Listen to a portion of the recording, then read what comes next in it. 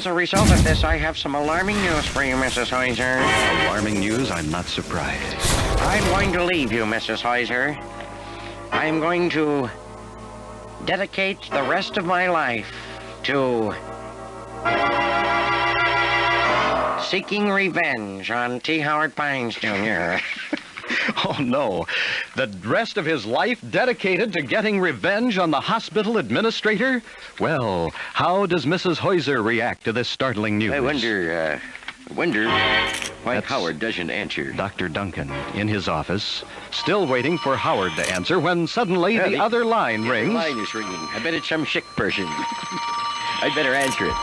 Hello, this is Dr. Lowell Duncan speaking.